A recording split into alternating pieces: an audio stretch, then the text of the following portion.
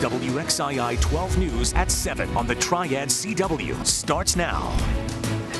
Well, coming up right now on the Triad CW, murder, suicide, and incest, all wrapped up in an awful case in North Carolina. Who's responsible for taking 3 lives in one day?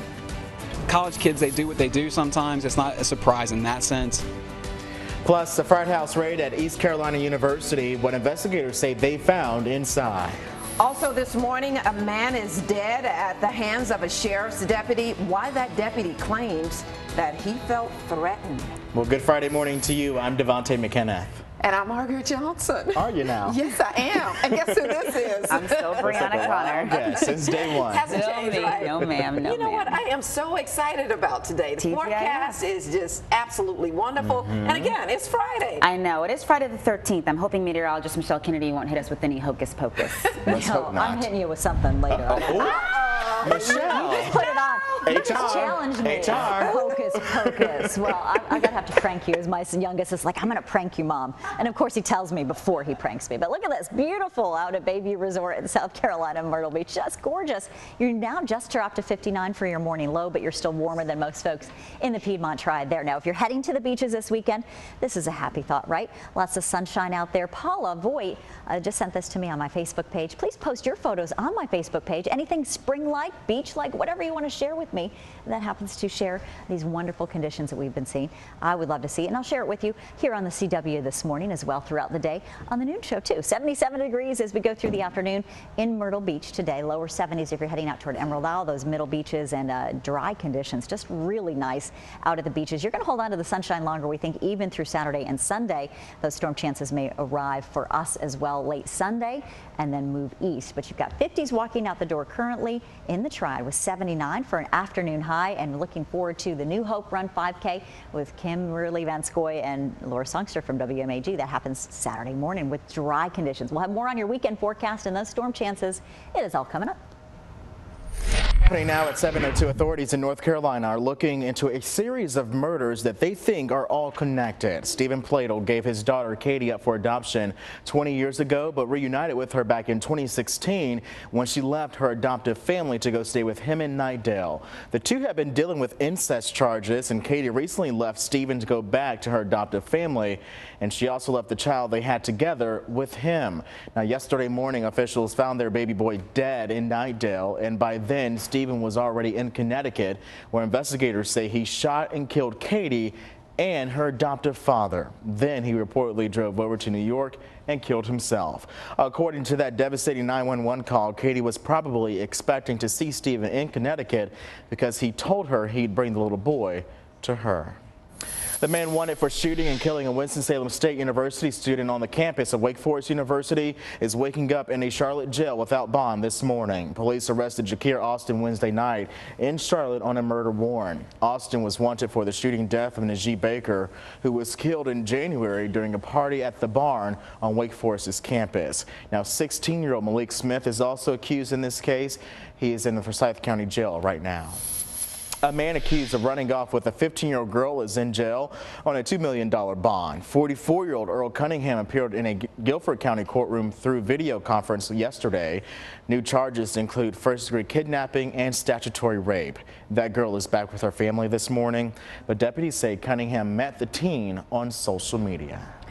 Well, this morning, authorities are waiting to release body cam video of a deadly shooting in Allegheny County. A deputy killed a man who pulled out a machete in the sheriff's office lobby. Investigators say Chad Montgomery walked in late Wednesday night. He asked to talk with the deputy, then pulled out that machete and aggressively walked towards him. The deputy says he shot Montgomery after asking him to drop that weapon. The deputy is on administrative leave, which is standard. The SBI is looking into the case. Well, prosecutors say they want a capital murder case against Erica Parsons' adoptive mother, Casey. Prosecutors are already seeking the death penalty for her adoptive father, Sandy. Erica was last seen alive in 2011 when she was just 13. She wasn't reported missing for 2 years. In 2016, Sandy Parsons led authorities to her body in South Carolina. Both of her adoptive parents are accused of horrific abuse and are in Rowan County awaiting trial. A raid at a frat house at East Carolina University ended with 4 fraternity brothers behind bars after officers found a number of illegal drugs. Greenville police say they seized more than 2,500 bars of Xanax, 2 shotguns, as well as marijuana. They say all of it was being sold from the Phi Kappa house. All 4 fraternity members face a number of felony and misdemeanor charges. We certainly don't think it represents the entire Greek community as a whole. We are going to hold students and organizations accountable when it's necessary, but we also want to focus on our organizations, and our students are doing really great things here at ECU. ECU Greek Life has suspended the frat temporarily, but they say no further action will be taken until this investigation is complete.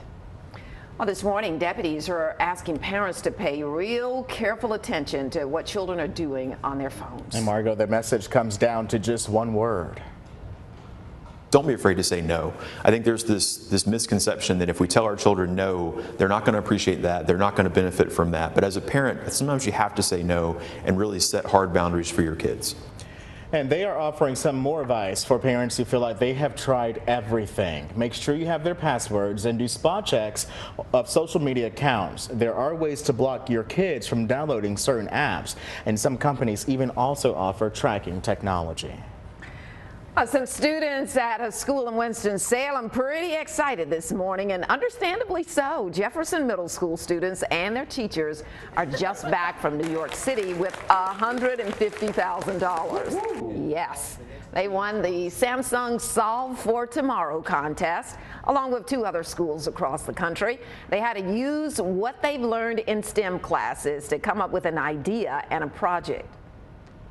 All these kids, they want to learn. You got to be able to reach them I think in a way that they can see a real life, an example of how their learning improves things. Well, let me just say these are some smart kids, because they built a water sensor and a barrier system that triggers a gate when water gets too high on the roads. And the idea is to help prevent deaths during severe weather. Were you not smart in middle school? That is fantastic. I'd like to think so. Probably not, but wow. Pretty amazing stuff, isn't it? Well deserved. Yeah, I love the fact that, so many people are focused. The young minds are really out there trying to solve problems, and that's really what we should be learning in school. Young minds. Yeah. Brilliant, yeah. So I know a lot of the young ones, including the millennials, like right here. He is one of those. Yeah. They don't get a lot of credit, but really, it's not about labeling a generation. It's about helping encourage them to really explore those frontiers. We encourage you. We love you. I'm trying to learn from y'all. Yeah, that's right. Occasionally, that's it. All right, let's show you what's going on. Friday sunrise views in Lexington right now, showing you that we've got a beautiful day ahead of us. Also, let's take a look around the region. You can see from Kernersville this morning, looking nice out there. A little bit of a haze in the atmosphere, and here you see some valley fog. This is over North Wilkesboro.